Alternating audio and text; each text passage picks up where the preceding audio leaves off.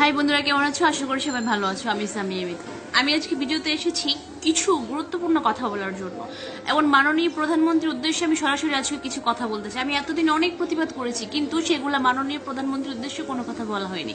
আজকে শুধু প্রথমেই বলবো যে ময়মনসিংহে নারীদের উলঙ্গ ভাস্কর্য রয়েছে, ওখানে এত বছর যাবৎ এটা রয়েছে, এটা নিয়ে কি কারো মাথা ব্যথা নেই?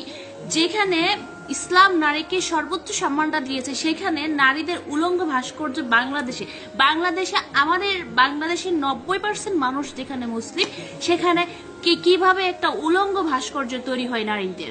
এটা হচ্ছে মাননীয় প্রধানমন্ত্রীর কাছে আমার প্রশ্ন। যদি অ্যান্সার থাকে প্লিজ দয়া করে দিয়ে দিবেন। দ্বিতীয় কথা হচ্ছে, যারা প্রতিনিয়ত মডেলদের আইডিতে এসে নিজেকে অনেক বড় ইমানদার দাবি করেন, আজকে আপনারা কোথায়? প্রতিবাদ করতে পারতেছেন না এখন? আর এখন কিছু বললে বলবেন তোদের জন্য এসব হচ্ছে। সামিয়া মিতুর ফেসবুক পেজে এসে যারা নিজেকে অনেক বড় ইমানদার দাবি করেন, আমার মাথার কাপড় ছাড়া কোনো পিকচার দেখলে যারা নিজেকে অনেক মুসলিম দাবি করেন, অনেক অশ্লীল ভাষায় গালিগালাজ করেন, তাদেরকে আজকে বলতে চাই যে নারীদের উলঙ্গ ভাস্কর্য তৈরি করেছে ময়মনসিংহে আরো 5 বছর আগে। সেটা নিয়ে কারো কোনো মাথা ব্যথা নাই, কিন্তু কোনো মেয়ে এখানে এসে আপনারা অনেক বড় নেতা সেজে যান। যদি নেতা সাজতে হয় জায়গা মতো নেতা সাজুন, যেখানে প্রতিবাদ করলে কাজে লাগবে। হ্যাঁ, এই মেয়েটাকে আপনারা অনেক খারাপ চোখে দেখেন তো।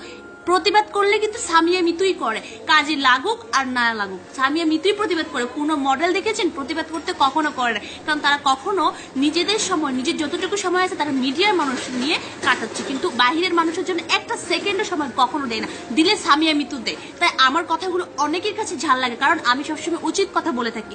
ময়মনসিংহে এমন একটি ভাস্কর্য তৈরি হয়েছে, আপনাদের প্রত্যেকটা পুরুষের দায়িত্ব সেখানে প্রতিবাদ করা, কারণ আপনাদেরও মা বোন আছে।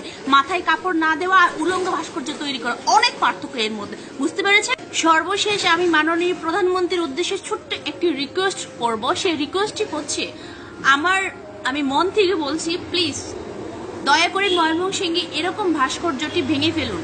দরকার নেই। যে ভাস্কর্য নারীর সম্মান দিতে পারে না, নারীর গোপনাঙ্গ তুলে ধরে, হাজারো হাজার লাখ লাখ মানুষ যে ভাস্কর্য দেখে সকালবেলা যাত্রা শুরু করে, সে সমস্ত ভাস্কর্য আমাদের কোনো দরকার নেই। যে ভাস্কর্য নারীদের গোপনাঙ্গ নিয়ে মানুষের কাছে তুলে ধরে, নারীদের বুক কেমন, ওই কেমন, সেই কেমন, এগুলো তুলে ধরে, সেই ভাস্কর্য কতটা শোভনীয়। মাননীয় প্রধানমন্ত্রী প্লিজ দয়া করে এই ভাস্কর্যটি ভেঙে ফেলুন। প্লিজ আপনার কাছে অনুরোধ করছি, প্লিজ।